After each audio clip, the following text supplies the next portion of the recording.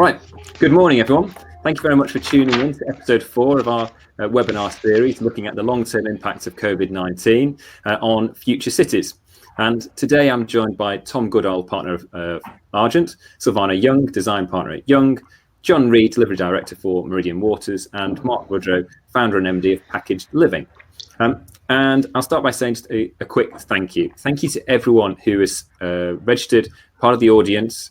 You know, we couldn't do this without you guys being a part, and we couldn't do it without the questions coming in as well.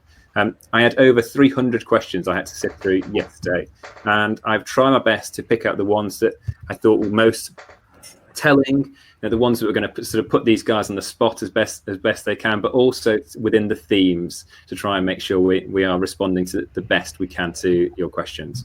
Also, thank you very much to my employer, Macdonald Company, who provide us with the platform, the ability to do this. And also, finally, thank you to these guys for joining me. As I mentioned, this is the 4th episode we are doing this in on the 4th consecutive week. And despite sort of the challenges of COVID and the differences of people's opinions, I've been really impressed by people's sort of general sort of positivity and their long-term view. And it's been a really experience for me personally. We've had something like 3,000 people who have tuned in into these collectively and then watched the recording separately, and it's been a fantastic community. And we've been really glad we can do something like this during this time. But it's probably the last one I will record for a little while anyway. I'm going to hang up my webinar boots for a little bit, as it feels like sentiment and activity, and certainly our sort of business activity has been steadily improving the last 2 or 3 weeks. So I'm looking to a little bit of getting back to normal as well. So without further ado, I will ask these guys to give a quick sort of intro to who they are and what they do. And Tom, if I can pick on you first, please. Yes, sure, Nick. Good morning, everyone. My name is Tom Goodall. As Nick said, I'm a partner at Argent, and I'm the head of residential for Argent Related. As Argent Related, we have a pipeline of about 10,000 homes over the next 20 years, and has some very large developments, including Brent Cross South. So the impact of COVID on future cities is a topic that we are discussing regularly at board level. And Sylvana, would you mind going next, please? Of course. Hello, everyone. So I'm Sylvana Young. I'm a design partner at Young. My background is that I'm a surveyor by training, and I've spent the last 25 years working in design, construction, management, and operations, majority in the residential property. I've spent the last decade at the forefront of the BTR sector. Most notably when Delancey and Carman won the bid to procure the Athletes Village in 2011. I was part of a team from Young Group that pitched the idea to create that they should be creating their own lettings and management company to run the village as a rental neighbourhood. I then spent 3 years as a consultant and 6 years as part of the executive team. And we took Get Living, as it's known now, with East Village, which was the Athletes Village, and it's the other sites have been procured along the way. It's now a £2 billion listed REIT. Job done. We've returned to Young, and what we're doing now is we're using our experience to help grow new businesses and ideas that are coming out in the living sector. So build to rent, senior living, co-living, student. Thank you very much. And John, if you don't mind. Morning, everyone. My name's John Reid, and I'm Delivery Director of Meridan Water, which is, for those of you that haven't heard of it, you soon will, I'm sure. It is certainly North London's, if not London's, largest regeneration scheme. So we're seeking to deliver 10,000 homes over about the next 20 years. The first 1,000 are underway, and we're proud to have London's newest station, which is actually called Meridan Water, so that will help you find us. But if you're struggling with the geography, think Tottenham Hotspur new stadium and Lee Valley Park, and we're nestled in between the two. And previously, I was Director of Project Management at Grosvenor. John, thank you very much. And Mark, if you don't mind, you give us a strong finish. Hi all, I'll try, Nick. Hi, co-managing director of Package Living. My name's Mark Woodrow. My background has been, I'm an engineer, and I spent 10 years at Granger sourcing, acquiring and delivering the build to rent platform there, ending as director of development there. And 2 years ago set up Package Living with my then colleague Ed Ellington, who was head of investment there. Since we set up Package Living a couple of years ago, we've grown the business to over 1,000 homes, and we're a build-to-rent investor, developer, and manager in that space. We've got a big scheme in Milton Keynes that we're on site with at the moment, another scheme in Manchester, another scheme in Sheffield, and then another couple of thousand homes in the pipeline, again across locations all over the country, including London, the southeast. So yeah, thanks for asking me to be on the panel, Nick. You're more than welcome. You'll see at the end of it if you're quite so welcome. Well, listen, guys. As I said, this is the sort of 4th week we're running it, and we, for everyone who has registered to join the audience, we always ask them if there is a question they want to submit. And there is one question that comes up, and we have discussed it in previous webinars. So rather than to give this sort of a full airing, I'm going to ask you guys for a quick sort of 1-minute answer on: is COVID killing off high density living, working? So the boom we've had of co-working, the shared facilities of build to rent, are these now going to be cease to exist since social distancing has become the norm? And Mark, I'll pick on you first. Thanks, Nick. It's a big question, isn't it? And it's one of the big questions that we're all grappling with in our general lives around how much this is influencing what we're all going to be doing in our daily life. I suppose at Package Living, we see as much sort of upside of that evolution as we do the downsides. So I can definitely see across the spectrum of residential, ranging from owning your own house at one end to living in a fully kind of collaborative kind of co-living and student housing kind of collective at one end, with build to rent maybe sitting somewhere in the middle. I can certainly see that will influence various sectors of that in different ways. We're not just an investor and developer at Package Living, we're also a manager, and we want to manage the stock that we bring forward. So we've certainly thought about it from an influence of how is that going to change the very practical things around cleaning regimes and management, and making sure that we're giving everyone within those buildings the sense of the safety and security of their environment. And there's no doubt that one of the things that COVID has done has it shot up the ranking in terms of how people think about where they live. It's it used to be, or it still is in a big way, location and quality of the building, but it's also now in terms of what they're looking for. It's how responsible is my landlord in that way, how am I being looked after, and how is that service element, which is already so important to build to rent, how is that adapting and reacting to the new world that we find ourselves in? So it's not going to kill the sector, and it's certainly not going to, but it's certainly a big thing that we're all wrestling with. I actually think that there are opportunities coming from it as well, in that I think that there is more and more institutional capital that is looking in that real estate sector and will be drawn to residential. Institutional residential in build to rent is fully up and running now. And I think that it just influences and maximizes the effects of wanting to live in a space where actually you've got access to other co-working spaces and lots of different types of amenities in your environment, and not just stuck in an apartment in a city centre without access to those things. So I think that there's plus and minuses. I'll pause you there, Mark. So I promised a quick answer. Nicola, we're definitely going to be coming back to those themes as we go on as well. Just a quick sort of sample. So whilst we've been talking, we've polled the audience, and it sounds like 75% of you are with you, Mark, about no, they think there are too many pressures on us to mean that can change. But there is, there's a significant percentage there of 25% of people who do think this, this could be more damaging.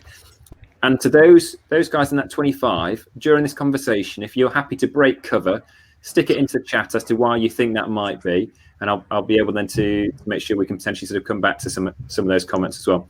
John, quickly, what do you think? Well, you asked for a 1 minute answer. I can give you the one word answer, and that's no, I don't think it will impact us in the long term. And I think Mark is right. There are some short-term considerations, and I think it's no bad thing that the operation of some of our kind of communal living facilities are having to be looked at again in light of the social distancing lens. So, for example, it's always been there. How do you clean and maintain a building?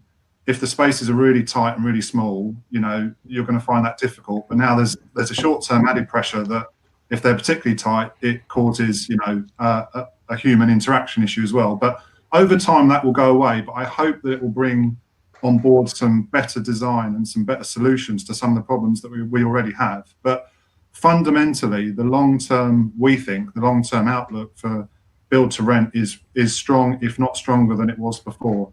As Mark said, we're market testing up to 1,500 units at the moment, and we're getting a very strong response from the market. I think there's some nervousness around the size, but there's definitely good appetite there to invest. And I think some of the other positive things that are coming out of the short-term impact are causing us to rethink about open space, for example. So there's a very simple equation in development, which is the more space that isn't devoted to open space, the likely it is, the better the returns. And that's a really hard, that is a hard fact, and it's difficult when it comes to design. But we're pushing ourselves harder on that open space point. And I think, I'm going to wrap up on this point because I know you asked for 1 minute and I've gone over it. Having started with one word, I've now blown it. When people talk about some of the groups that have found it particularly difficult to get through the last 3 months, you're talking about high density housing without proper facilities and without proper space. And I think there's still, I think there remains and will be more of an opportunity for us to do more with those open and public spaces in the future build to rent market, irregardless of whether COVID exists. Who wants more open space? Yes, please.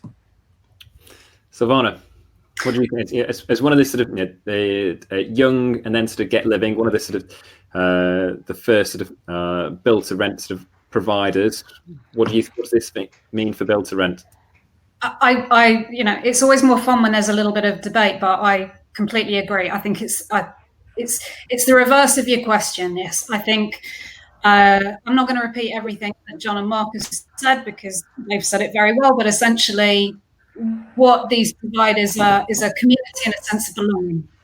And I think when you're with a company who's doing it professionally and running it well, you get that support, which is becoming more important and people are relying on. And you notice how alone you can feel if you're in a different type of rental, or even if you bought your own place, you can feel more alone. So picking up on John's point about wanting more open space, I think that's playing to where I think hopefully we'll see design changes, which is people talk about a community, but often in build to rent, you're talking about a community being just the four walls of your building and not the wider community. And one of the things that was different at Get Living compared to a number of the other operators is that everything we did always had a large amount of public space. It had public realm, and my part of running that was looking at making sure somebody felt at home from the moment that they entered into the public space. It wasn't just when you went behind your front door, but you needed to feel at home and feel part of the community as soon as you walk into that, the public realm part, through the building, through everywhere you're going. So if there was something we can take from this where we're looking wider at communities within neighborhoods and everyone is gaining from having that public space, you're not having to provide it with each individual building, that would be a great thing. Okay. Tom, yes or no? No.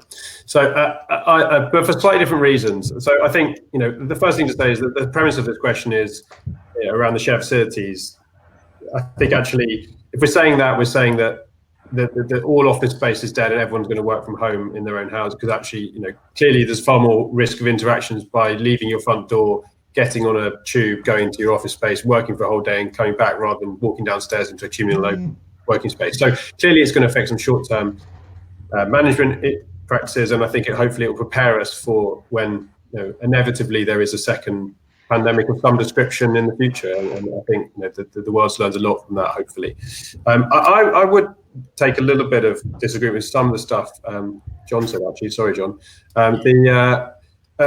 I'm not sure. I fundamentally don't agree with the idea that there's a simple equation that the less open space you have, the better your returns. I think that, and I think this is one of the things that has hopefully been highlighted and brought to the front end by the last few months, that London has been obsessed about building housing numbers for the last, and how many units, and I hate the word unit because it's not a unit, it's someone's home, but how many units are we going to deliver? And we need to deliver 6,000 apparently a year, and we're delivering less than half of that. But actually no one really focuses on what type of units those are. And to pick up Sylvana's point about communities, people don't want to live in a unit, they want to live in a home, they want to let home to be in a neighbourhood, in a community, and actually I think it's the people who live in areas that don't have that, and that's all around the design of place, that have clearly really struggled. It's been really difficult and isolating the last few months. So actually I really hope that this, I don't think it's dead, and if anything, I think the build to rent sector, with that emphasis on creating local communities within a building, which isn't there in some of the for sale buildings, will have a really strong recovery out of this, because I think people will demand and should demand more attention put on communities, and people want to live in communities and neighbourhoods, and that involves open space and within the building itself. All right. Well, inevitably, it's always really difficult to keep such a sort of probing question to it. But no doubt, our audience is going to see us come back to similar sort of themes during this conversation. Let me move on to our first then question from our audience, and this comes from Daniel Doris from Avison Young, and he asks, what do you think the regional impact of COVID-19 will be on UK cities? So admittedly, sometimes we get a bit London-centric with these sort of conversations, but I'm really grateful that these guys have got experience beyond London. In fact, some of their companies and their developments are well outside and across the UK as well. So, let me come then to John first. To answer Daniel's questions, what do you think the regional impact of COVID will be on UK cities? Having just bigged up the panel on their regional expertise, I'm probably the least regional expert on the panel. So, I mean, most of my experience and certainly my current development is London-centric. I think that Meridan Water is a very different city to Mayfair Estate, though, isn't it? It is very different. It's an urban neighbourhood of a different type. Yeah. I think that there's some global trends that exist irregardless of the location, and to pick on two of those global trends, we have population growth and we have demand for housing, and that appears to exist almost across the board. Obviously, urban centres have a higher demand, but it feels like that growth, that population growth, isn't going away. And although there's some shocking numbers on the pandemic deaths, I think that globally, stepping back, there is still continued growth, so there's still continued demand. The second is in terms of sustainability and people's, over the last 12 to 18 months, we've seen a lot of pressure building around requirements from individuals and from companies to be more sustainable. So thinking about those two kind of themes, is the demand there? And is the way that people want to live their lives, from everything from choosing product to how they use energy, are those themes going to be there in the future? And I think they very much are.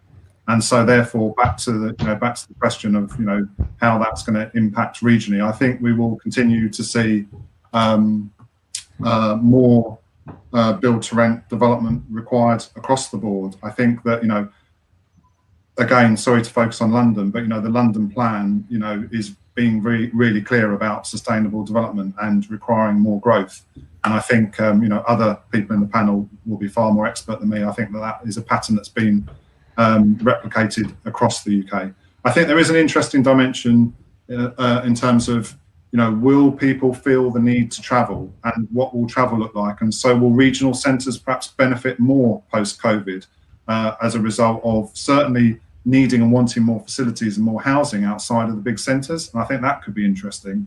And at the moment, I'm getting a mixed view back from my network. I mean, I spoke to someone last night who works in finance, who can see a lot of their meetings switching to online, and that's the world, banking, finance, where typically there hasn't been a lot of working from home in the past, typically. But the face-to-face stuff for new customers in particular will still be required. Whereas other people are saying, actually, my employer can see now that my work can clearly be done on a long-term basis from home. So the demand for me to travel to work or be near work is, will fall away significantly. And so that's a big question for the future. I don't know where, I'd be interested to hear where others are on that, but it feels like some businesses are wanting to get people back in and have to, particularly service areas. Other businesses are going to be taking a very different view to that. And I think at the very least, businesses that didn't have a 1 or 2 days working from home policy, I would say the majority probably will be when we come out of this, is my view. What do you think, Mark? You've got build-to-rent schemes in the Northwest, haven't you, with Package? Yeah, we're doing a lot of stuff regionally, and we're doing stuff in London, the southeast, but we're doing a lot of stuff regionally. And over the last 10 years, I've been involved in a lot of build-to-rent development all over the country, from Bristol to Manchester to York to Newcastle to everywhere. I think that the effect is one, if we take, COVID is a national and an international issue, so it's not necessarily going to affect the regions more or less than it affects London. But I think the overall issue is a macroeconomic one, isn't it? And what we've had in the regional cities, Manchester being maybe the first, and a lot of other cities now have really started to grow and find their feet. And you've got places like, you've got maybe second tier cities that we would have considered previously, places like Sheffield, which actually have a lot of activity in them today. And I suppose that the biggest potential impact is that the macroeconomic situation that we find ourselves in slows that down and slows that city growth down, and starts to make those guys and those city leaders and those offices feel that they're losing some of that momentum. So I think the biggest challenge for our regional cities is making sure that we continue to invest. And I think that the big investments that can be made, HS2 has got a lot of its detractors, but those kind of things are really going to keep that investment flowing further up the country, because when we're talking about the regions, we're really talking about the Midlands and the North, because the Southwest and the Southeast does very well with its relationship to London anyway. So we're really talking about continuing to see that investment and that infrastructure flowing, and I think just sectors such as the ones that we're predominantly in on this call around build to rent, and some of the mixed use that comes out of that is going to be a major part of that, because you're going to necessarily build a spec office in some of these regional locations today, perhaps not, but are you going to continue to invest in and grow the build to rent capabilities of those regions, which is really only just started to get up and running in some of those locations? I think investment will, and I think the cities that work out the way to benefit the most from those those ongoing investment sectors will continue to grow and thrive. So there's a macroeconomic cloud, but I think the way that those cities need to attack that is try to attract investment through that and come out the other side of that with the same momentum as they had going in. Okay, Sylvana, Tom, unless you've got differing views, I think what I'll do is I'll move on unless you'd like me to stay on those. Brilliant. I was going to make one really small comment, if I may, which is, I think fundamentally it comes back to where people want to live, whether that's in a regional city, a smaller town, in the capital, wherever. But what the last few months have shown us is the importance of the walkable neighbourhood. And I think that's the thing that we'll start coming back to, hopefully, through this discussion too. So having that ability to have the things that you need within your walking distance. Well, that is a beautiful segue, Sylvana, onto then my next question. And this comes then from Alexandra Jessif, who's a senior development manager at TfL. And they ask, does COVID-19 encourage a fresh look at the local? What are the priorities for successful regeneration of our town centres? And I'll pick on our two major sort of master planners, town builders, Tom and John, for this. Tom, what do you think about Alexandra's question? Does COVID-19 encourage a fresh look at the local, and what are the priorities for successful regeneration? I think it's a good question. I think with a lot of the stuff of COVID-19, and sustainability, environmental impacts, are all parts of this. Whether the COVID-19 is actually causing a fresh look or just accelerating a general trend, I think is probably up for debate. I think it is certainly accelerating a general trend, in my view, to reassess the local, and I think people are becoming more demanding of their local environment, quite rightly so. But having said that, I mean, just sort of linking slightly to this question and the one we touched on previously. I am personally, and we are as a business, extremely optimistic about the future of cities. I think there has been some very doom and gloom scenarios where people say no one's going to want to live in cities, everyone's going to move out. I completely disagree with that point of view. I think that there will be some short-term immediate changes and longer-term implications to the way we work. But actually, I think businesses will be tempted to move people out and allow them to work from home more.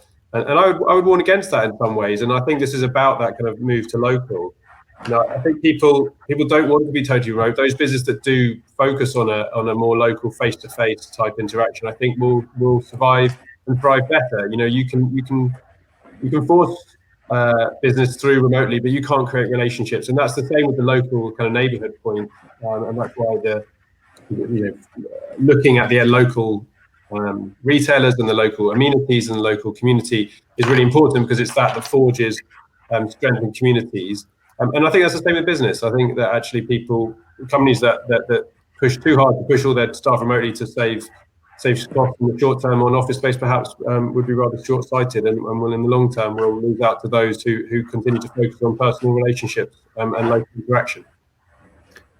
John, you're now responsible then for looking at Meridian Water and this brand new sort of township. What does local mean? Well, how do you interpret Alexandra's question? Well, the first point to note is it does mean different things for different people. So for existing residents, local means what they currently know and what they currently have and what they currently need and want, and that could be very different to what 10,000 new residents will need and want and expect moving in. So there is a tension there, but I think because of the way, as a local authority-led development, as do many other commercial developers, but particularly being local authority-led, the consultation process that we go through is so extensive that, I think and I hope that we will bring those two areas together as much as possible. And we already think about that in terms of design of facilities, how much of the facilities are for new residents and how much are for existing. And I hope, because of the position we're in, we will get that balance right. So, one of the things we're wrestling with at the moment is what is the ground and lower floor usage going to be? I think, although, we talked a lot about positives today, I think retail, has its trajectory, has been on a downward trajectory in many ways, in many high streets and on some developments for some time. And I think this, again, not that it sparks a new debate, but it just refocuses in on, if people have, been buying and ordering online, will that fall away in the new world? And the reality is probably some of it will, but there will be a continuing trend to deliveries and to, less kind of high street purchasing. So what does the high street look like? And I know this isn't high street conversation today, but I think that's important in terms of local, because, what facilities do you want? Or what does the traditional shop get replaced with? And there is no easy answer. Consultation is part of that. What do existing residents want? And we have to anticipate what the new ones will want. We have to look at best practice, and other colleagues on this call are doing great things on developments. We have to look at meanwhile uses that segue into permanent uses. So on Meridian Water, for example, we're looking at a drive-through cinema, which is particularly relevant, I think, in the COVID world. You drive in, you park, you have your food and drinks delivered, you can socially distance, but you're still gathering in a group to do something that's fun and to watch a movie, and that's a great response. But then in terms of permanent uses, I think that making sure, from everything from how we structure the lease to making sure we have flexibility in those spaces to make sure we avoid just having what we've all seen, which is really sorrowful looking ground floor retail units empty underneath large residential schemes, which we all have far too much experience and far too great design teams to ensure doesn't happen. But we're looking at mixed use community centres, leisure, gym, community shops, and to do that effectively, you have to look at everything from the lease and the rent structure through to the design and flexibility of the unit, and we're anticipating in some cases what will not be built for maybe 3 to 5 years. So it's a big look into the future. So I think the key things are some trends are, whether we like it or not, a little bit unavoidable. So consultation is key, flexibility is key, and I'd say flexibility in particular, but responding. Can I just come in on the back of that, Nick? I completely agree with John, and we've got really good examples of it in what John's delivering and developing, and we've done a bit of work with Peter George and John's colleagues at Meridian Water, and also with Tom and that amazing development that Argent have created at King's Cross and will create in other places. Is that if you've got a big enough ownership and you've got enough influence on a place, then you've really got the ability to bring forward a high street which will work in the current day. The problem with the high streets that we've got in a number of towns is that we've got individual landlords. We've got 20 different landlords across a very tight area, all who want the chain, the nationwide store, all who are trying to drive rent, and ultimately that whole model has fallen down over the last 5 years. But actually, where you've got a lot of people, you've still got, and Sylvana mentioned a walkable neighbourhood, you've still got a lot of individuals who want to go for a walk down a high street and get what they want, whether that's to purchase things or buy services or have experiences. And if you've got a big enough ownership of a space, you can really drive that without necessarily needing to drive really high rent.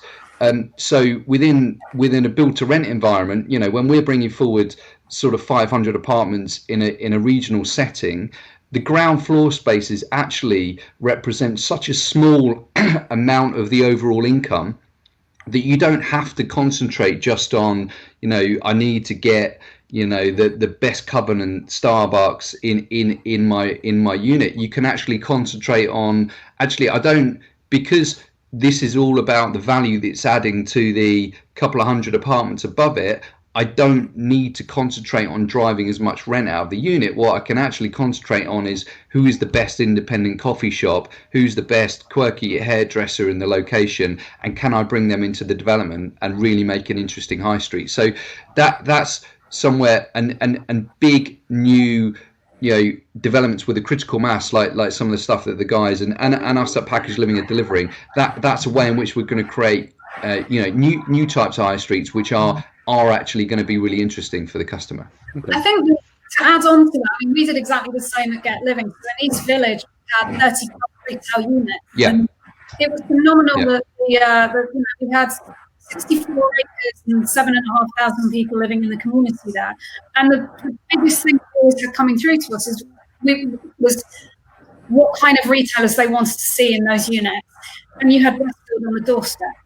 And yet, the big push was to have the smaller independents, and the only way we could make it work was by not going for greater government, but exactly as you were saying, for putting in the kind of things that are supporting the residents who are moving in what they want to see.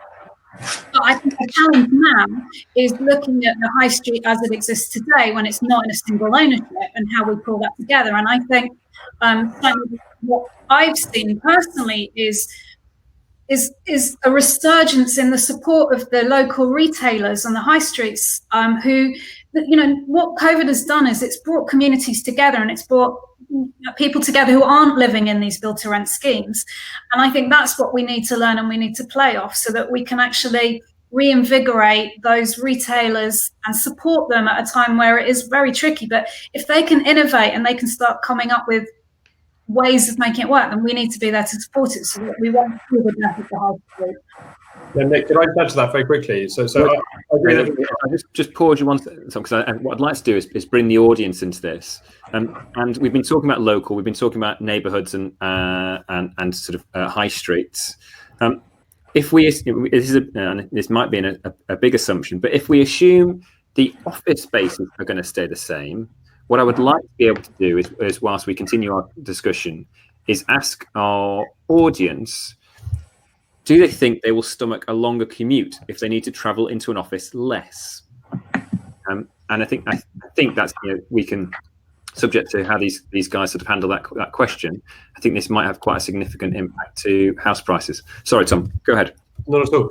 It's just kind of all linked conversations. I was just going to. I agree with everything that Mark said. I'd take it one step further in reality. So, yes, the financial impact of the retail, the bottom building, materially are less than all of the stuff above. But actually, the danger that it doesn't get the attention, and I think it's really important that not only is the people understand how completely critical to community building and city making the ground floor experience is, both in terms of the retail offering and also the open spaces that surround it, and also the event programs and how do you populate that space, and all of that, as Mark said, relies on kind of control of an individual. But in some ways, I would say in the real estate industry, the death of the high street is the result of short-termism in terms of development. And, if we can find ways of making sure that we have long-term development partners, and that's where I think the build-to-rent sector has a big part to play in that, because people are obviously commercially motivated to make sure that the place in which they build their buildings continues for the very long term to be an incredibly vibrant and diverse and energetic area, then that actually should solve some of the local retail issues. And I think there's actually a bright future there if you combine those things together. And trying to, I would encourage any local borough to make sure they set up, they control a lot of land, to make sure that they set up development partnerships with private developers who have the expertise to do it in a way that aligns everyone's interest for long term rather than short term gains. Okay. Just revisiting that poll we asked, and we asked our audience, will people stomach a longer commute if they need to travel into an office less? 75% of people think yes. It's changing as I speak. 68% of people say yes, and 32% think no. That a longer commute will mean they need to travel into. They will be less likely to stomach a longer commute. Excuse me. Now, I was going to ask you guys a question about sort of the economic impact, but let's stick on that sort of topic about sort of house prices and what that might mean as a change. Tom, you're developing a scheme at Brent's Cross. It's not a natural sort of habitat. It's got, in comparison to other sort of neighbourhoods, it's got compressed sort of house prices. Could this work in your favour? Could this potentially sort of alter house prices for your plans? Well, the first thing I say is sort of data protection side. I'd love to see the demographics of that voting, because I suspect there would be I suspect that there would be a difference in age groups between the answers to that question. And I think that's an interesting debate. I think fundamentally for a very long time, London house prices have been driven by commuting networks. The better the transport links in general, the higher the higher prices are achieved. And we have, that's in part because we have probably one of the best metropolitan transport networks in the world in London. And as we've touched on, regionally, that is improving also. And I think that's a very important component to the future growth of our country. I think it inevitably will dramatically affect a reshuffling of house prices in London over the next, London and the surrounding areas over the next couple of years. depending on how the kind of new normal is in terms of working practices, I feel it's almost inevitable that people will be commuting less, as in days per week, and therefore would accept a slightly longer commute because it's less frequent, and in turn would therefore change where they prepare to live, and as the demand shifts, so does the pricing, and that's the basic kind of economics of how this all works. The question about us personally, in terms of Brent Cross, I think that it's more about the type of city we're trying, type of, sort of new area of city we're trying to create there. Brent Cross is very fortunate that it has with it 42 acres of playing fields, which have a mission to be part of the development and kind of outdoor well-being and lifestyle and sport and inclusion of sport rather than just watching sports is going to be a huge part of what we're trying to build there. And I think people have definitely relearned the importance of that part of their life in the last few months, and I think they will be more demanding, rightly, in the adjacency of our local amenities in a sort of physical well-being sense. And I think that will play well to areas that have large areas of green open space near them. And John's development is very similar in that regard. Mark, what about you about sort of rental prices? Yeah, I was going to say, I mean, we talk about house prices as though it's one, specific thing, and actually it's a whole load of different markets within a whole load of different sectors. And actually, the boom and bust that we tend to find and where prices run away and then get pulled back at times like this is in the very sensitive for sale markets and some of those that are maybe got beyond where they should have been kind of pre-COVID. But I think in actually what investors find at this time is that build to rent is a good defensive asset to own, because when people aren't buying, they're renting, and also the investment that they're making is around income, and it's around income around rents, and actually rents tend to fluctuate a lot less than for sale prices. So we will see a long-term trend of between 3 and 4% rental growth in an average area across a 20-year period, and at times like this not a lot changes. There are a few of the institutions who've written down some of their rental growth this year, but not negative, just maybe written down some of the growth, but that will then be sort of forecast to grow again in future years. So I think that whilst we have a huge demand for housing, whilst we have population growth, none of those long-term trends look like they're going away anytime soon. Then we'll continue to be able to drive, more demand for residential, and I think that'll underpin the broad sector, albeit you'll have fluctuations of more sort of cyclical stuff from the for sale world on top of that. Okay. Sorry, Sylvana. Sure.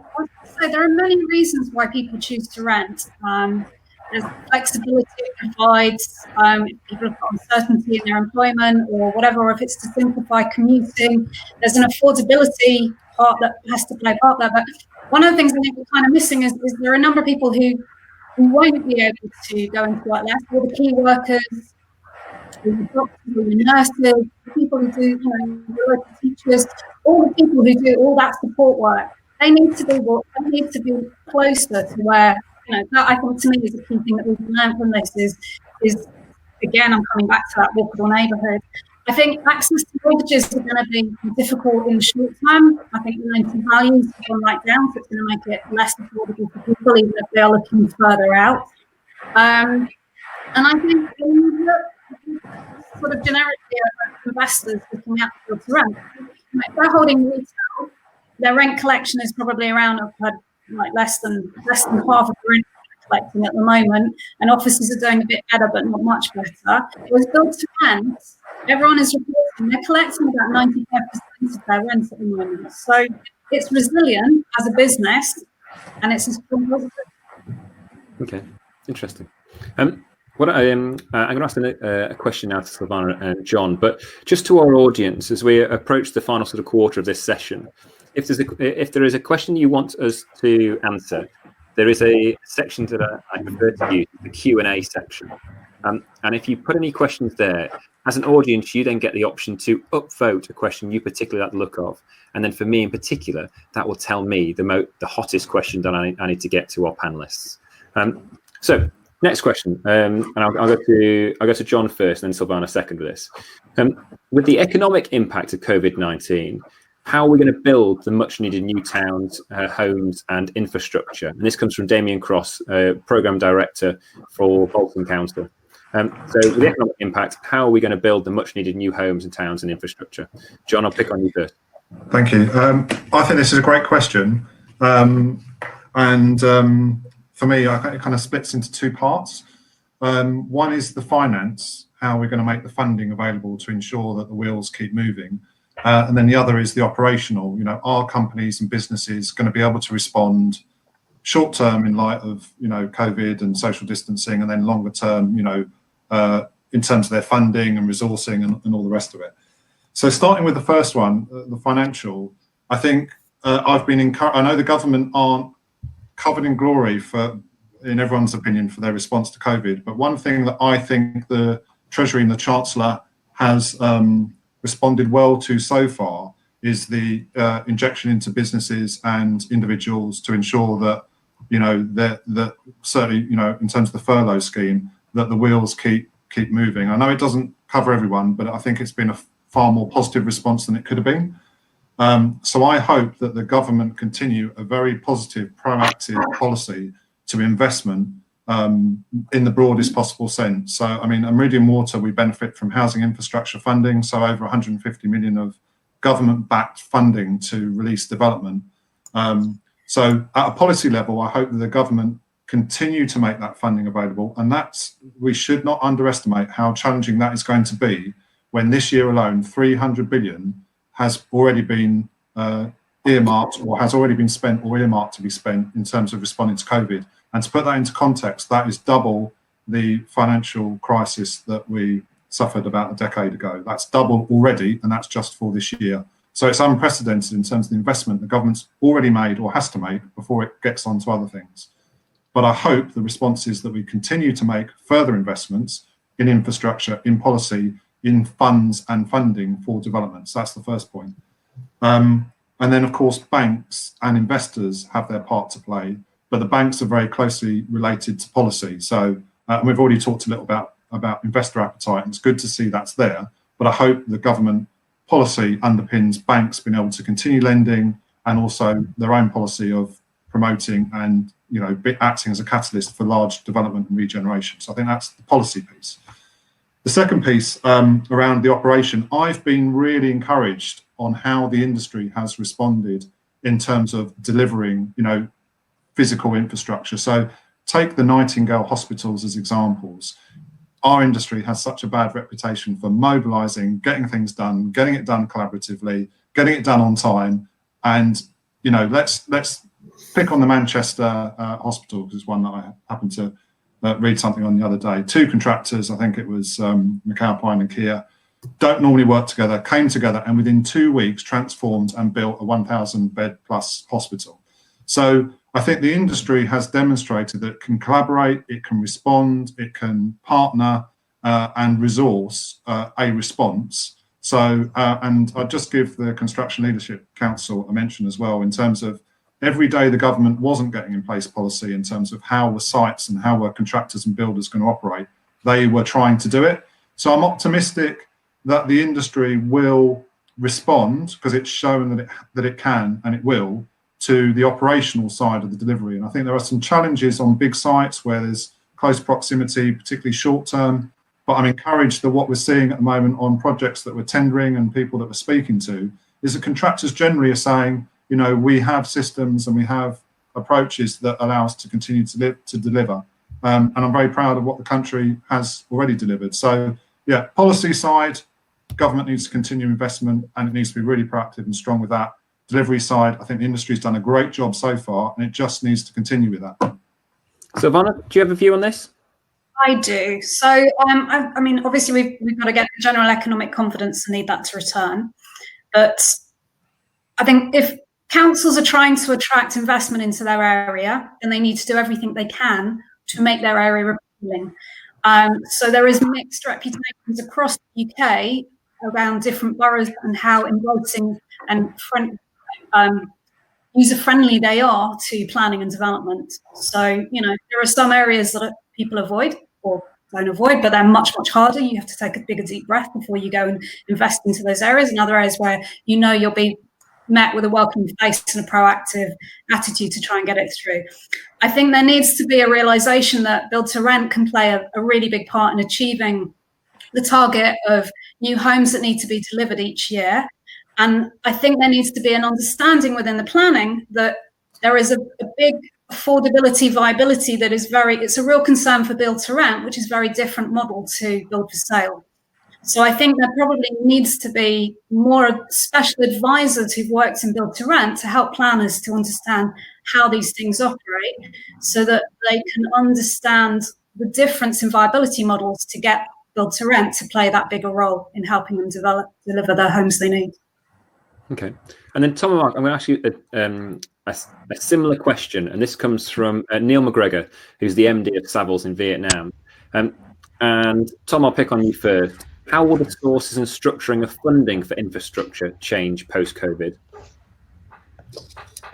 I think this kind of goes back to something I said before about kind of long-termism of development being essential for success. And I think a lot of the projects that John and I are involved with, and Sylvana in previous life, they are 20-year, 30-year regeneration city building projects, and history will tell us that those projects will go through at least one, maybe two, possibly three economic cycles.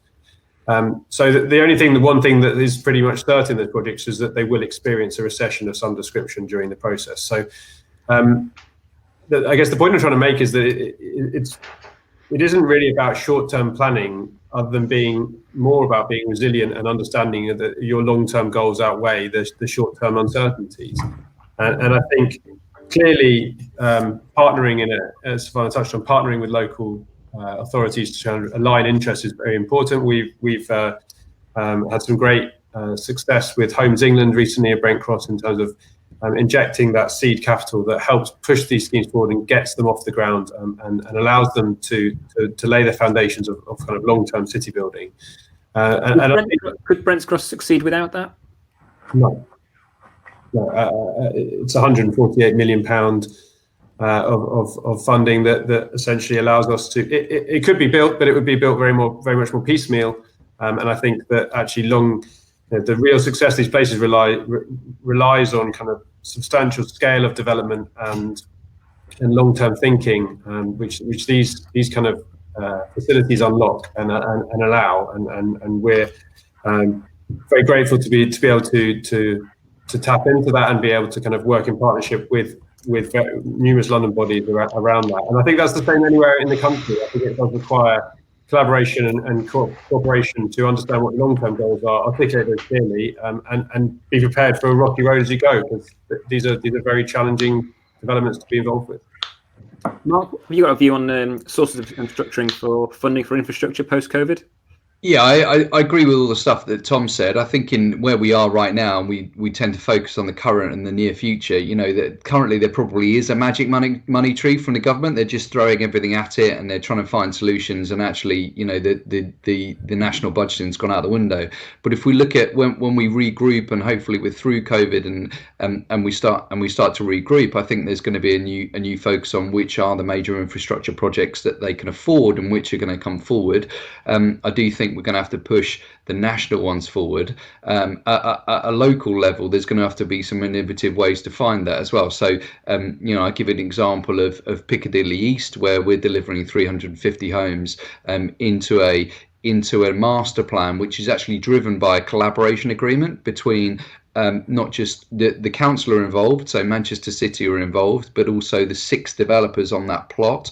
And each of those 6 developers are coming forward with different developments. So there's a hotel, there's some residential for sale, there's some build to rent that we're delivering. And actually we're grouped together delivering the public realm for that together from the investment in the individual plots. So we're going to have to find together, as we always have done, innovative ways of delivering the kind of public realm and kind of public spaces and infrastructure that these large master plans need, which is partly going to come from the public purse, but is partly going to come from those individual actors within those environments.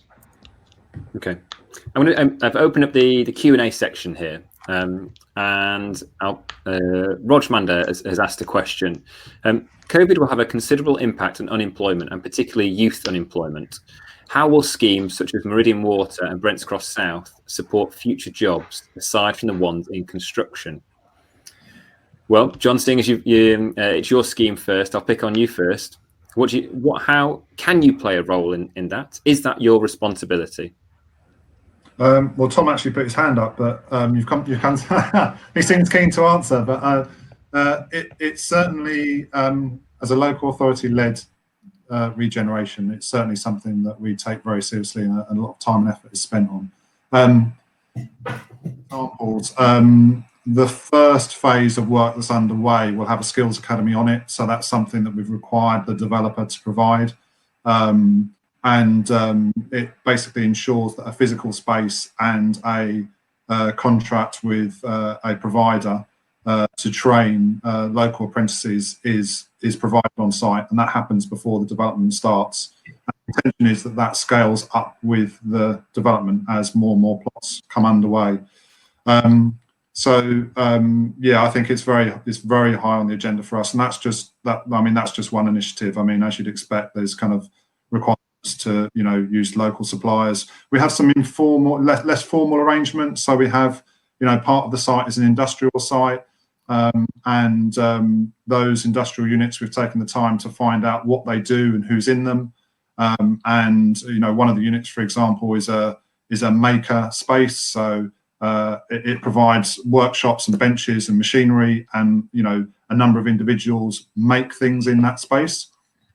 So we've made introductions from that business to the various developers and contractors that are working on site. So some processes that we've written into our contracts, and then some informal stuff that we do, which might be just as simple as making introductions between businesses and people that already exist on the site, so that that circular economy using local resources and those points are particularly well responded to. But it's very, very high on the agenda. Tom. Raj also picked on Brents Cross South. What's your view on this? Well, I'd like to thank Raj for his question. This is a great question.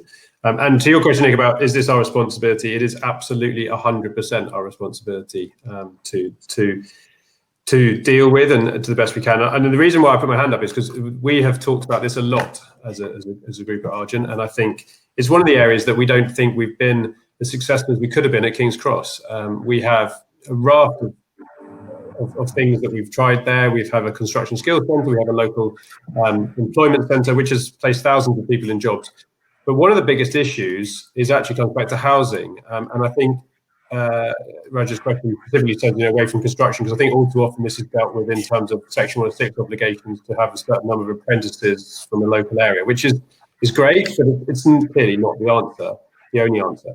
And I think one of the things we've found is that unless you're able to provide high quality housing at a more affordable price point, and start to tackle the housing crisis in London more generally, youth unemployment will grow because people will start to leave the city because they won't find an acceptable lifestyle balance for the jobs that are available to them at the start of their careers. So I actually think on a much more macro level, part of our job is to make sure that we deliver fantastic bits of new city that are at a more affordable price point, where people that are great communities where people want to live, such that they then can tap into the wider jobs market in London at the start of their careers and stay in London rather than leaving the city for other opportunities elsewhere. Okay, brilliant. Well, guys,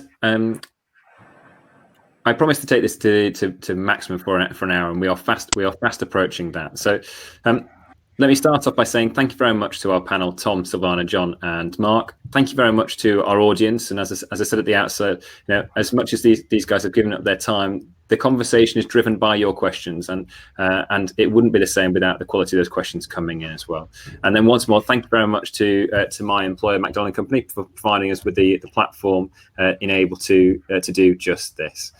If you've got any questions, or if you want to talk to our panelists, can I suggest you reach out to them through LinkedIn after this? And of course, if you want to talk to me or my colleagues, then don't hesitate to pick up the phone or send an email. Those contact details are as you registered. Thank you very much, guys, and I'll draw it all to a close now. Thank you, Nick. Thank you very much. Thanks, everyone. Thanks, Nick. Thanks all.